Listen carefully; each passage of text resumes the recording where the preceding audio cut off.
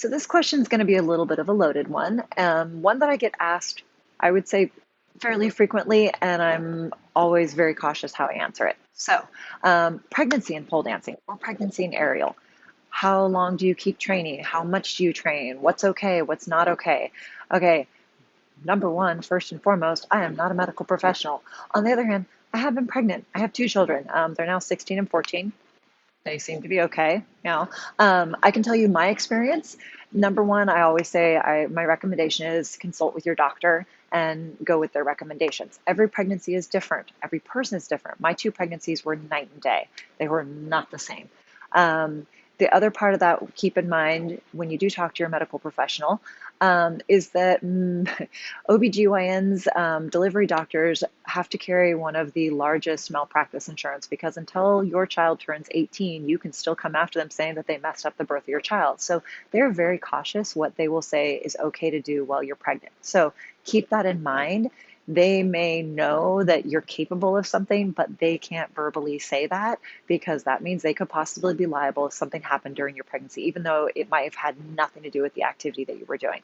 Okay. So, like I said, just keep that in mind, take it with a grain of salt. That's definitely not me encouraging you to go against anything that your medical professional encourages or recommends to you during pregnancy. Like I said, that's just a little tidbit of backstory there. So, my pregnancies, just so you can hear. My first one, let's see, I was 23 when he was born. So I was definitely on the younger side, planned to have my children young before finishing up my college career and all of that stuff that went after that.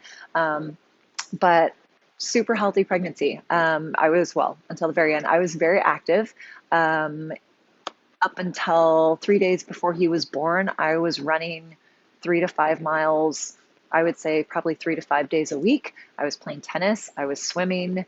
Turns out, actually, for the first couple months that I was pregnant, before I found out I was pregnant, I was actually pole vaulting. I was trying to get pregnant, but wasn't going to put my life on hold in the process. So I definitely was a younger age, less of a risk factor in that sense, even though, yes, first pregnancy, you never know how it's going to go. But I was in my 20s. Okay.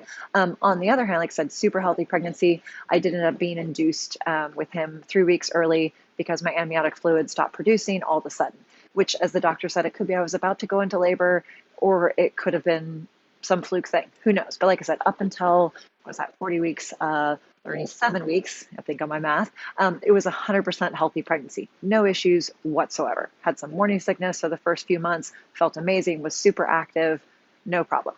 My second pregnancy, whole other story. Going into my second pregnancy, I had big plans. I had actually increased my running. And I remember actually when I first got pregnant with my second one, asking my doctor, my OBGYN, if it would be okay for me to run a marathon or train for a marathon while I was pregnant. His response, no. Okay. He knew I was a very active person. He knew I was a very healthy person. He couldn't say yes because that would make him liable if something happened in my pregnancy.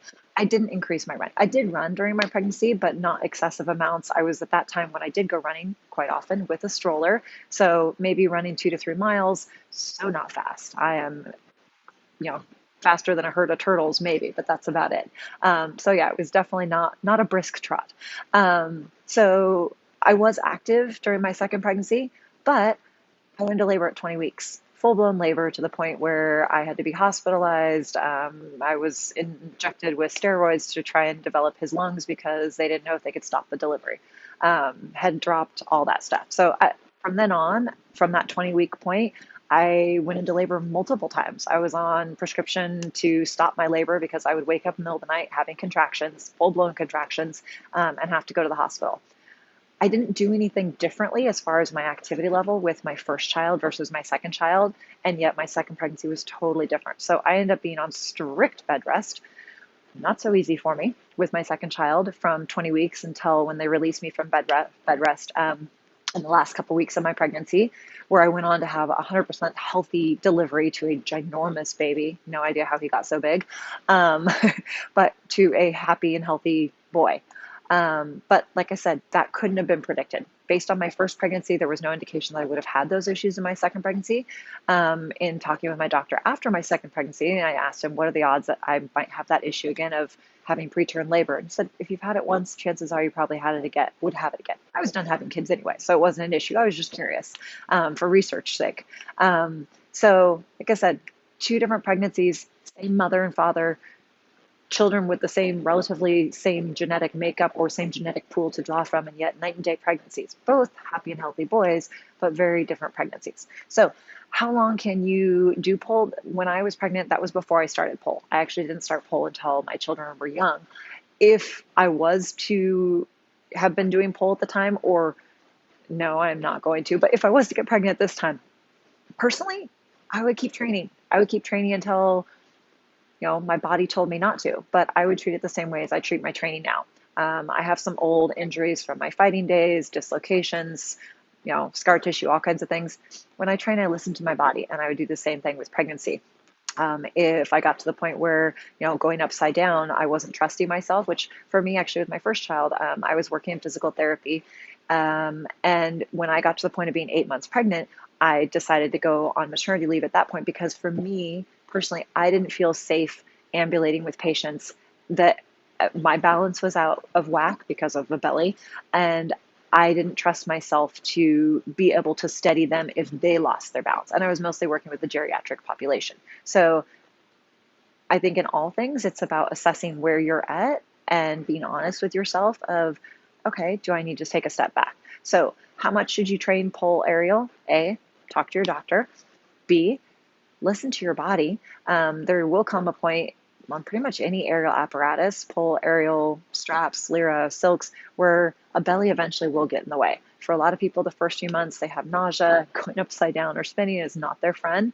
Not everyone has that, but that could be a consideration. So how much to train?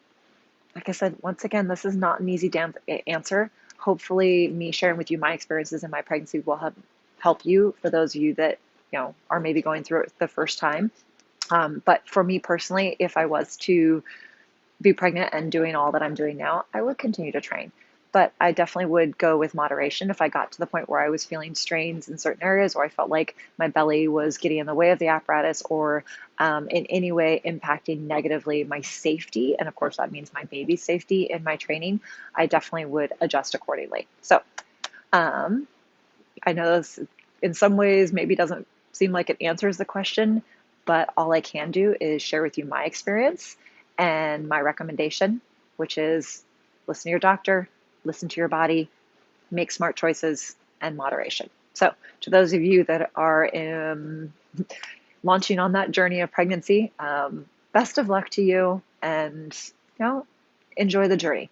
It will change your life in so many ways. If you have questions on this topic, please feel free to leave those below. I will answer them to the best of my ability, or feel free to email me if you prefer that. Leave that link down below. And if you have questions that you'd like me to answer in future blogs, I would love to hear those and love to answer those to the best of my ability. And feel free to leave those in the comments below as well. So thank you so much for watching.